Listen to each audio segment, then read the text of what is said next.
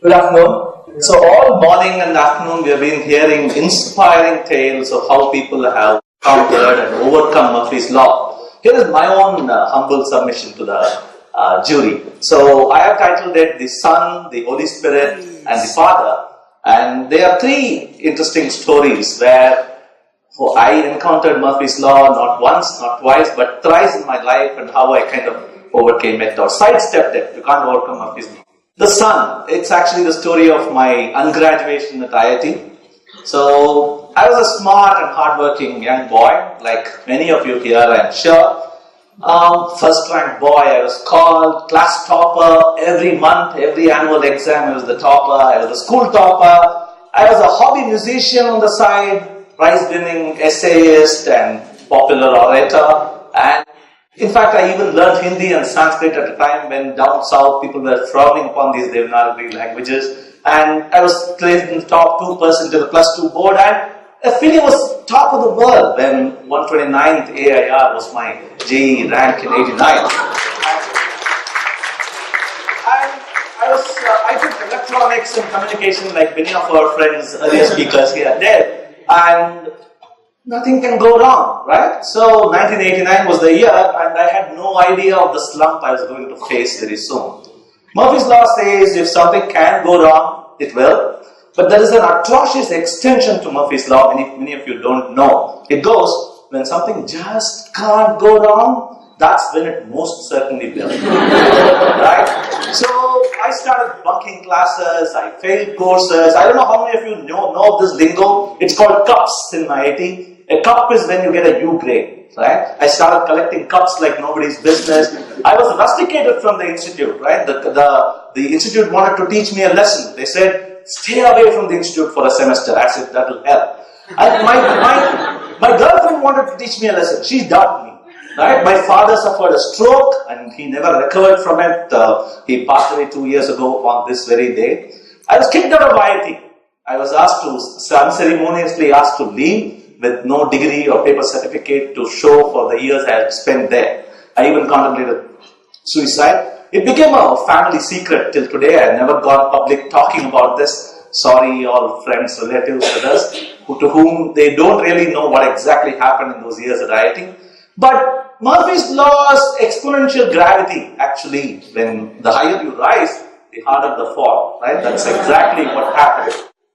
But you know what? The year was 1995, and I had actually hit rock bottom. And two other laws helped me there. One is Thompson's bounce back law. It says, when you hit rock bottom, the only way to go is up. Anything you do can get up. And not just that. There is another law, like a friend called Oswald. Oswald says, whenever you fall, that's what's happening here.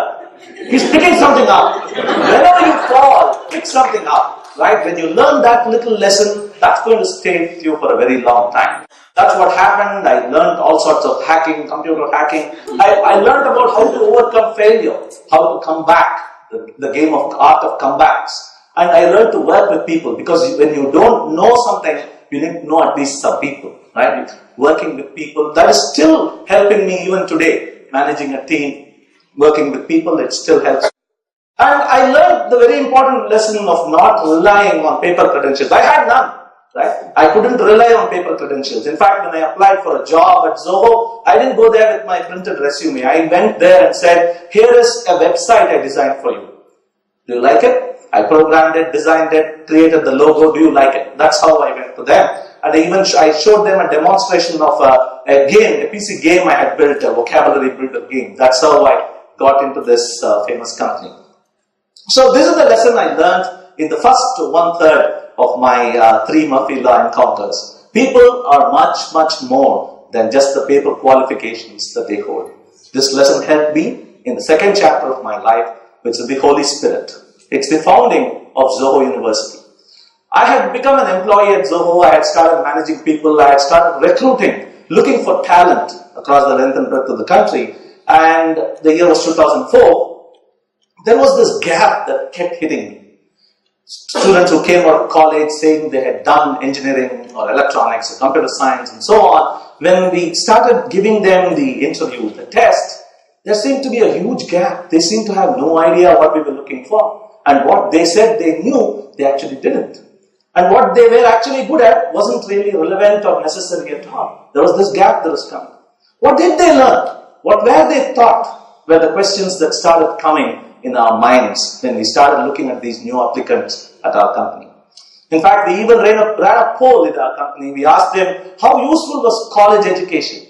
All that you learned at college, to the employees, we ran this poll. We asked them, how useful was it when you actually start working in this company? And the red indicates it was not really good. Only the green says, yeah, it was useful.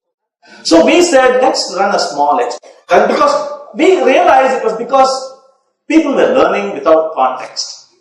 Right? There was no context, only context perhaps in all these. Yeah. So we said, let's run an experiment. And we actually learned from Aristotle's law. It says, what we have to learn to do, we learn by doing. So you can't learn computer science mugging through books. You can't learn to do software. You have to learn by actually doing. Bernard Shaw also had a message. It says, he who can does, he who cannot teaches. Right? No, but see, serious respect to all.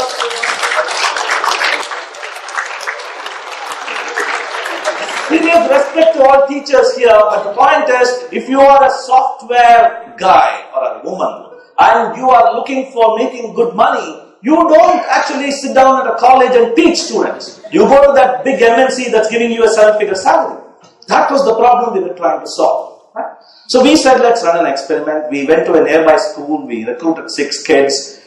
They were probably not going to anyway get into engineering or medicine because of the exorbitant costs involved. We put them in a room. We gave them 2 faculty and started what we call Zoho University. We just chose 3 subjects: English, software, and mathematics, basic mathematics. Right? Not the higher level mathematics, basic mathematics. And when I said we chose faculty, it's not we went to a college and recruited people. We actually looked at people within the company, good software engineers who were very good at what they did and also had the passion to share, to care, and to pass on what they knew. Right? Passion for learning, but actually very good at what they did inside the company. The classroom was a very good place to learn, but also was Wikipedia, also was the flipped classroom, the videos of Khan Academy. Coursera, they were asked to sign up for online courses. They were asked to contribute to open source tools like GitHub, and they were asked to take up challenges of programming puzzles and challenges in sites like HackerRank. And most importantly, this is where the learning actually happened. This is the learning that's very hard to reproduce inside a sterile atmosphere of a college environment. The office corridors, right? The CEO walking by, the other managers walking by, the things that you osmotically absorb, right? The alumni network. Imagine every college, the alumni pass away and probably never come back. They pass out. But not so. Inside Zoho University's 450 alumni still move around the place. It's a continuously growing, expanding alumni network. And the intranet, everything that the CEO posts in the intranet, the student is already an employee and hence can have access to the day-to-day challenges the company faces, to the roadmap, to the market watching that happens. That's the best way to actually learn. So, 12 years later, it's no wonder then that Zoho is actually, we have launched 41 different batches in the past 12 years. That amounts to 450 plus graduates of Zoho University who are working inside Zoho. That's actually 10% of Zoho, right? Imagine 1 in 10 people who are employees of Zoho haven't seen the inside of a college, right? So the lesson learned in this encounter with Murphy's Law is, the best you can do, actually the only thing you can do to students is to immerse them in a learning environment and just watch the magic unfold. That's the lesson I learned. Moving on to the father, my son's free schooling adventure. 2013 was the year I had already learned a lot at college, hard lessons at college. I have seen the importance, or rather the lack of it, of paper credentials. I have seen Zoho University grow from a very small 6-student experiment to a 450 strong alumni network. And I thought, probably there is something that I can do with my own son, who was then 14 years old. And I was growing impatient. He was in class 8 at that time. I was growing impatient with what was happening to him at school. They were not teaching him the things that I wanted him to know. They were teaching him stuff he could anyway pick up all by himself, and there was no time for me to actually work with him. There was some continuous assessment test and annual assessment test coming all the time, and there was this unnecessary rat race that he was being enforced to go through. So I took him off school after class 8.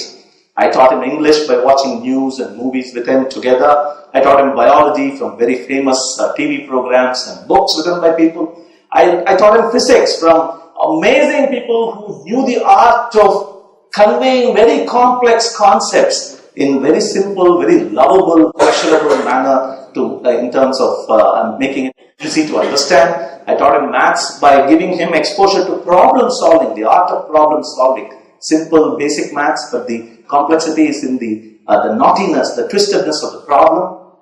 I exposed him to history by taking him on museum trips, making him meet people, read books. I taught him, no, I didn't teach him chemistry. And, after a lot of research, I realized chemistry was just not needed unless you were going to get into that.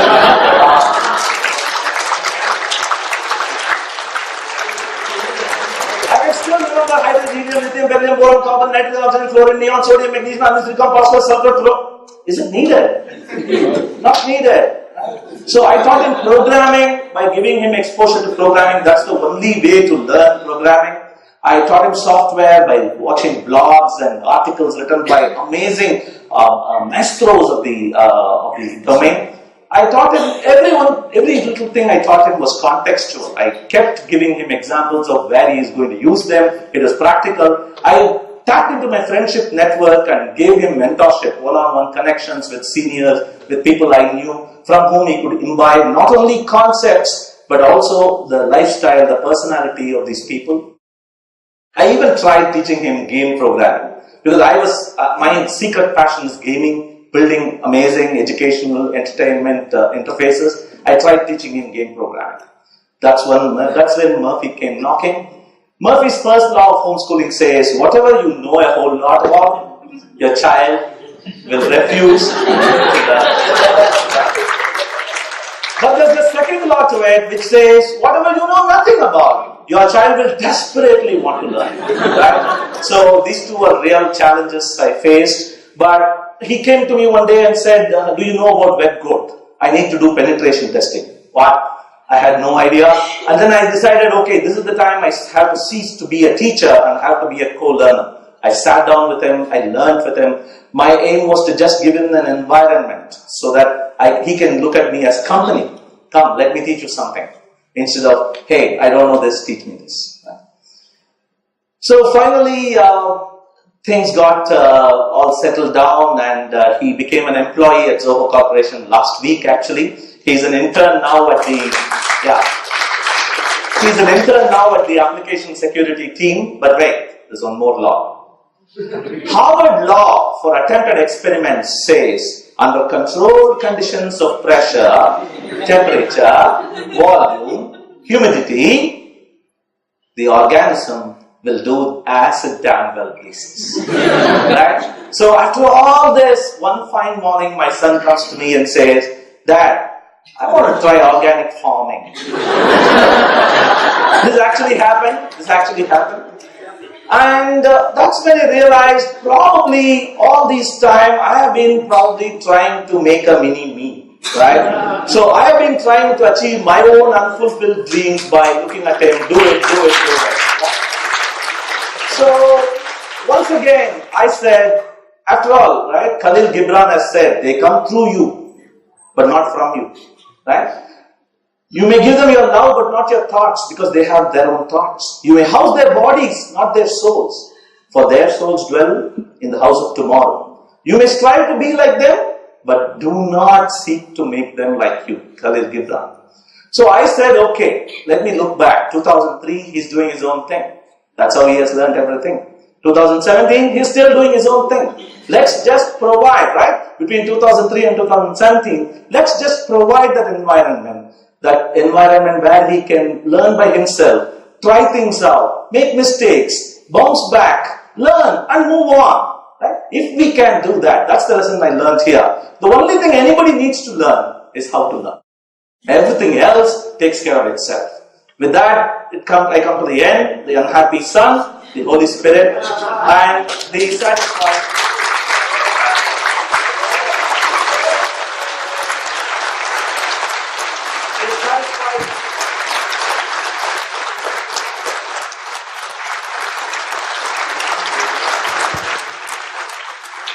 Satisfied father. My wife, she never wants to come to the limelight. She refused to actually be part of this presentation. That's the one there in the hair. And she likes to be the silent performer on the backbench, manipulating, managing, and monitoring everything. But I want to take credit here also. Remember, to stand a chance to be kissed by the princess, the frog has to get out of its well first, right? Just imagine, I was that guy. I met her at IIT. The only good thing that came out of it. Imagine, rusticated from the institute, ejected from the campus, on the road, having nothing else. I went and said, "Will you be my partner for life?" Right? I stepped out of the well. She kissed me. So there is a little more here. This is basically a disclaimer. This is not for you to read. Probably when there is a recording done, you can read it. This is respect for Murphy's Law, because you can't say I have defied Murphy's Law and walk away. I'm going to have a fracture there perhaps. So, thank you.